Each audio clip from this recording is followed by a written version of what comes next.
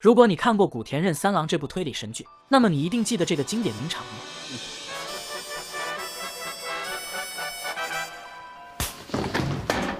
纵观整个系列，古田唯一一次出手打人，便是在这一集中给了木村拓哉一个大逼兜。事后，人们纷纷好奇，为什么在这么多客串嘉宾中，只有木村拓哉一个人挨打？编剧是这样回答的：没有什么理由，就想看看天王巨星被打是个什么样。好了，影片开始。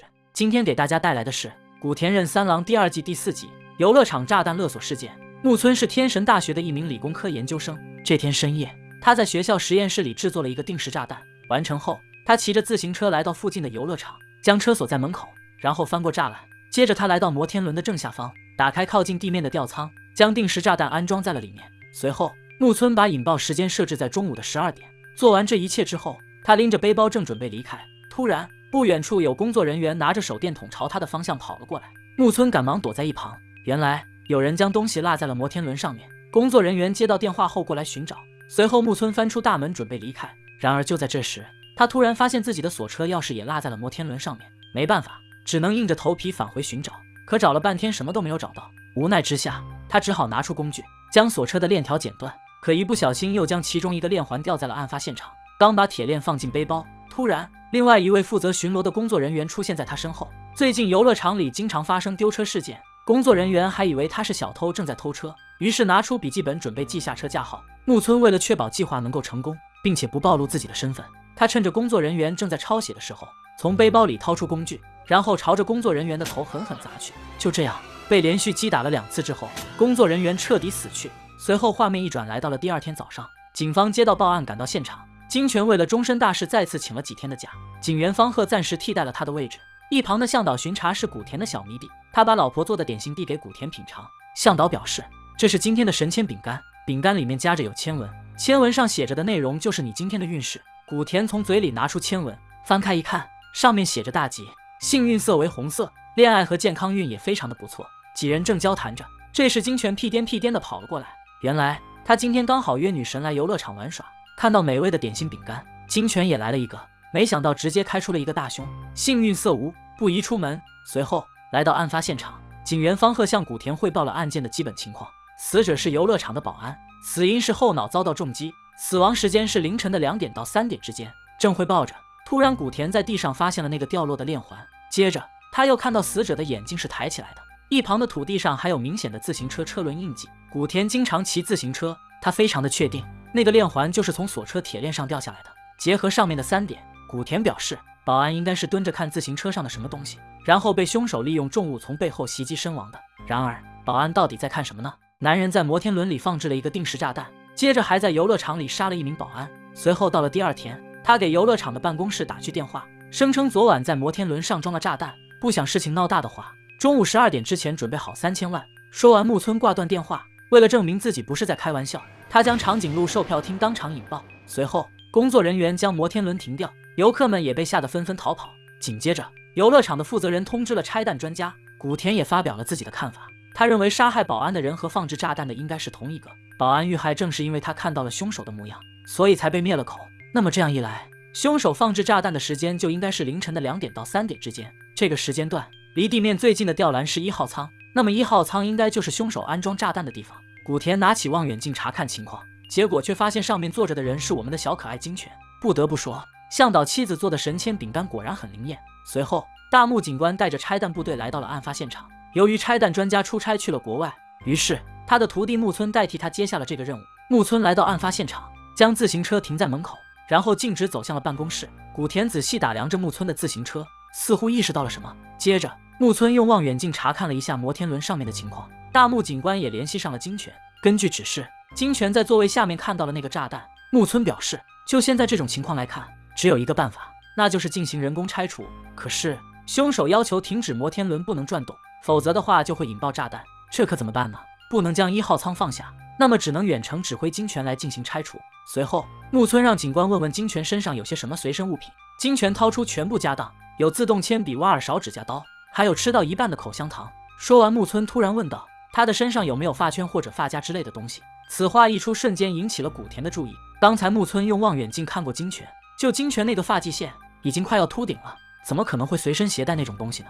木村怎么会问出这么奇怪的问题？来到外面，古田向方鹤了解了一下木村，结果发现他所在的学校就在对面。随后，金泉打开座椅，看着定时炸弹，开始描述了它的整体结构。白色的旁边有8条线，红色、紫色、绿色线，接着又是2条在后面扭在一起，像个麻花辫。拆弹部队的人员听傻了，纷纷抱怨道：“这么充满智慧的描述，就算是神仙来了也画不出来啊！”可是木村就要表现得比神仙还神，他不仅画出来了，还找到了解决的办法。随后，木村开始远程指挥金泉，让他先用口香糖塞进金属片的中间，然后再用指甲刀剪断旁边的绿线。听完，古田赶紧打断，询问木村是否确定这样就能拆除炸弹。古田想要阻拦，可是大木警官却已经传达了指令。金泉拿出指甲刀将绿线剪断，还好一切顺利，炸弹没有出现任何问题。但是倒计时还在继续。木村表示，最后一步才是关键，要从剩下的2条线中挑出真正的引线，然后将它剪断才行。可是木村以资料太少为由，表示自己也无能为力。另一边，金泉还以为自己已经得救，于是慌忙打电话给女神，表示自己马上就到。原来金泉打算在摩天轮上进行第6次求婚，他提前上来的目的是想彩排一遍。指挥室里的大木警官给他打去电话，可是一直都在通话中，这可把大木警官气得差点吐出血来。不得不说，金泉的心也忒大了，这生死攸关的时刻竟然还不忘和女神约会。古田拿起望远镜查看，结果在上面发现了一个极其重要的点：金泉下方的2号舱内也有人，而且还是一名女子。忽然间，古田想起了什么，于是扭头来到保安亭，找到工作人员。经过询问，发现昨晚2点的时候，他曾去过摩天轮的下面。当时为了寻找失物，他将2号舱转到地面。听到保安说的这些，古田瞬间就明白了所有的一切。思考片刻后，他表示非常确定木村就是凶手。古田在小卖部买了一个吉祥物，随后找来警员方鹤，让他配合自己演一出戏。古田表示，根据现在的情况来看，凶手应该是在安装炸弹时一不小心将锁车钥匙落在了摩天轮的1号舱里。可后来保安为了寻找失物，将2号舱转到地面，所以凶手回去时进入的是2号舱，因此他也就没有找到钥匙，并且他还认为自己将炸弹装在了2号舱里。接着凶手剪断了锁车链条，却不料被保安发现。所以说放置炸弹的人和杀害保安的是同一个，而且这人不是别人，就是木村本人。说完，2人来到办公室里，方鹤表示在现场找到了一串钥匙，现在同事们正在调查钥匙的来源所在地，这是一个非常重要的物证。随后古田还直接表明了自己的怀疑对象就是木村，原因有2点：第一，能根据金泉的描述画出这么复杂的炸弹结构图，这根本就不可能；第二，案发现场的印记和你的自行车车轮一致，还有你停车时没有上锁，车上也没有锁车链，这难免不让人产生怀疑。说完，木村生气地离开了这里。古田自白开始。今回は緊急事態です。犯人は間違いなく林くんですが、追い詰めるだけの証拠もなければ時間もない。ここは一つ罠を仕掛けるしか手がありません。そう、ブービートラップ。今回はちょっと見ててください。古畑任三郎でした。木村回到学校的实验室里，将锁车铁链装进袋子里，打算拿出去扔掉。可刚准备出门，就遇到了古田。没办法，他只能将袋子藏在了一旁的书架上。